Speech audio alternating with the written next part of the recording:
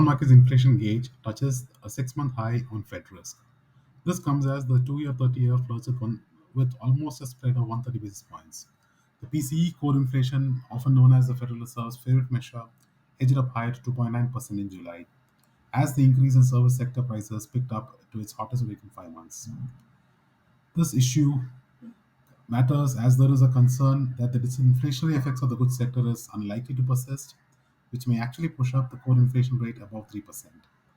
Despite its historic significance, this month's Trump Cook legal clash is only one of the several challenges confronting an already embattled Federal Reserve and tensions between the president and Fed Chair Powell. India's GDP grew 7.8% in the first quarter, beating the 6.7% consensus and reaffirming its status as the fastest growing major economy.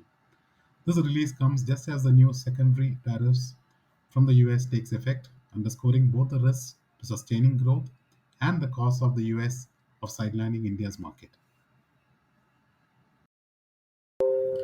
Well, the dead economy seems to have 9 lives. The Q1 GDP got a boost from the services sector to show a growth of 7.8%, beats the Q4 growth of 7.4%, which itself was quite high.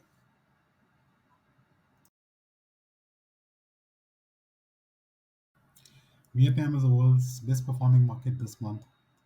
China enters the top 5 alongside Zambia. Top 5 as we just wrap up August.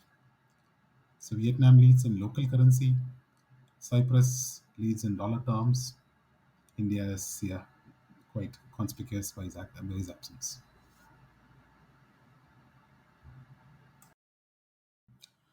More bad news for Germany as German retail sales dropped by 1.5% in July month on month, a very clear sign of how weak consumer sentiment is right now, and indirectly a reflection of the new government's rocky start.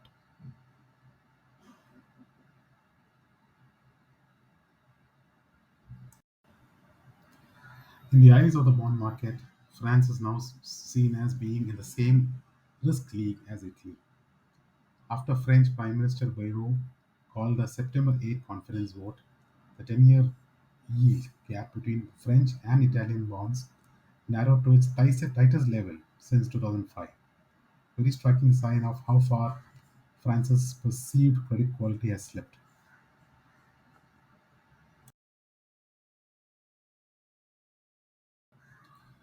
I have to start to primarily focus on the big jump in revenue expenditure. So revenue expenditure X of interest and subsidies flipped from a negative 1.5% to a very strong growth of 9.8% in Q1.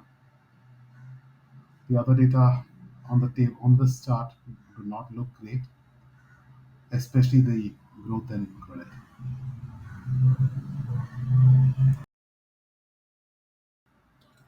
So the government did pretty much all the heavy lifting in the first quarter of FY26, largely through revenue expenditure, as we saw in the previous slide. Government capex was also significantly stronger.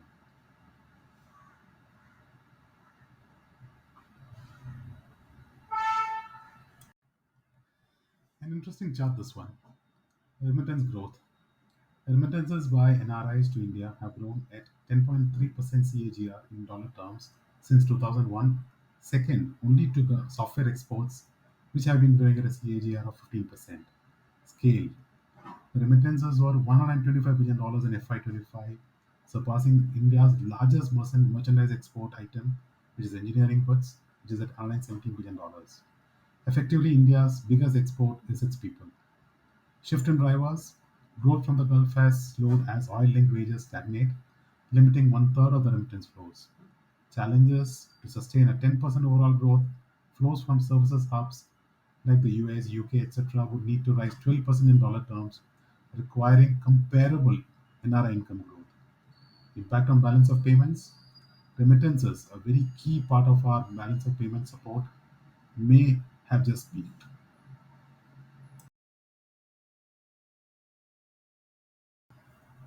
An interesting analysis of software services, which is India's largest dollar earner, foreign currency earner, in India's overall balance of payments.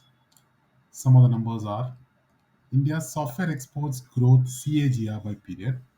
From the year FY 2002 to 2012, we grew at a CAGR of 24.4%.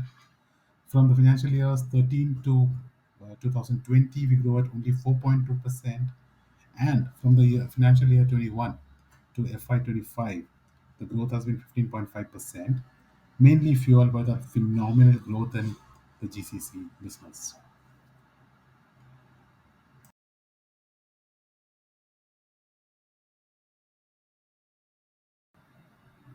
Thank you very much. I hope you enjoyed today's note as much as I enjoyed curating it.